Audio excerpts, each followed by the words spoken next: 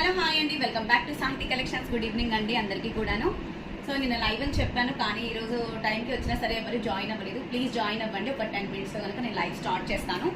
So నేను ఈరోజు wait చేశాను కదండి. శారీ పుష్ప 2 మూవీలో శారీ అండి. ఆల్రెడీ ఫస్ట్ శారీ నేను మల్టిపుల్ శారీ అనేది నేను మీకు పోస్టింగ్ ఇచ్చేసాను, నేను కట్టుకొని.